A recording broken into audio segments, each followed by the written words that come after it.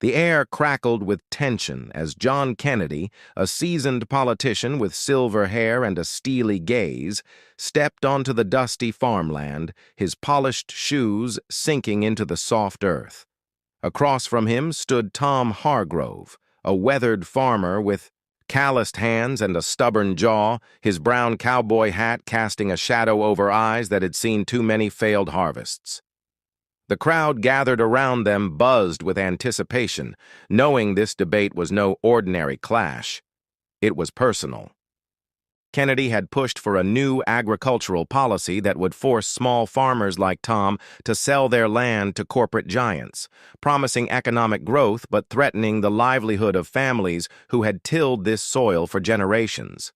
Tom, clutching a pitchfork as if it were a lifeline, had vowed to fight back, and today, under the blazing August sun, the battle lines were drawn. The debate began with a fiery exchange. Kennedy, with his smooth rhetoric and tailored suit, argued that modernization was the only way forward. "Your way of life is dying, Tom," he said, his voice cutting through the murmurs of the crowd. "These small farms can't compete in a global market. Sell your land, adapt, or be left behind."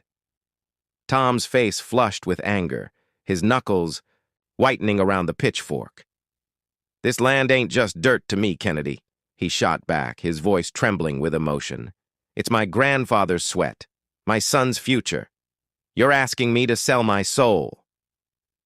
The crowd erupted, some cheering Tom's defiance, others nodding at Kennedy's logic, but the divide only deepened the stakes. As the argument escalated, personal jabs flew. Kennedy accused Tom of clinging to outdated traditions, while Tom called Kennedy a city man who didn't understand the heart of the heartland. The heat of the day mirrored the heat of their words, and it seemed the divide between them would never heal. But beneath the surface, both men carried burdens they hadn't shared. Kennedy, a widower, had poured his life into politics to honor his late wife's dream of a better world, though it often left him isolated and disconnected from the people he served. Tom, meanwhile, hid a secret. His farm was on the brink of foreclosure, a fact he'd kept from his teenage son, Ethan, who dreamed of carrying on the family legacy. As the debate wore on, an unexpected interruption broke the tension. Ethan, a lanky boy with his father's determined eyes, stepped forward, tears streaking his dusty cheeks. "Dad, I heard you talking last night," he said, his voice cracking. "We're losing the farm, aren't we? And you—" He turned to Kennedy. "You're the reason?" The crowd fell silent, the raw vulnerability of the moment piercing through their hardened stances. This revelation shifted everything. Kennedy, caught off guard by the boy's honesty, felt a pang of guilt. He'd seen his own son's face in Ethan's, a memory of the family he'd lost touch with. Tom, embarrassed but overwhelmed, dropped the pitchfork and pulled Ethan into a hug, murmuring apologies. The crowd watched, unsure what would happen next, as Kennedy stepped closer, his usual confidence faltering. "I didn't know," he admitted, his voice softer now. "I've been so focused on numbers I forgot about the people behind them."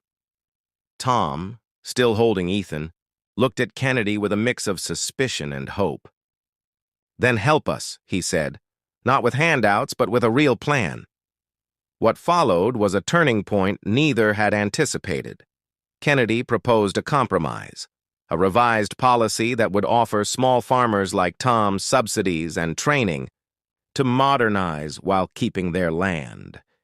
He'd use his influence to push for it, but only if Tom agreed to work with him, sharing his expertise to ensure the plan worked for the community.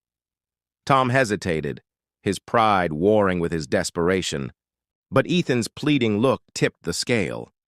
"For him," Tom said, nodding at his son.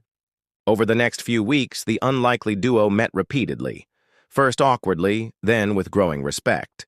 Kennedy learned the value of tradition, while Tom embraced new techniques that saved his crops. The foreclosure was averted, and Ethan began. Helping with the farm, his dreams reignited. The resolution came on a crisp autumn day, months later, when the community gathered to celebrate the first successful harvest under the new policy. Kennedy, now in rolled-up sleeves instead of a suit, stood beside Tom and Ethan, who handed him a basket of apples as a symbol of their partnership. The crowd cheered, not just for the harvest, but for the bridge built between two worlds. As the sun set, casting a golden glow over the fields, Kennedy turned to Tom. "I was wrong to think I could fix this alone," he said. Tom smiled, a rare softness in his eyes. "And I was wrong to think you didn't care. Guess we both learned something." The story ended with an inspiring message that lingered in the air. In a world of division, understanding, and collaboration can turn enemies into allies, and hope can grow even in the hardest soil. For the viewers, it was a reminder that change begins with listening, and that even the deepest wounds can heal with a shared purpose.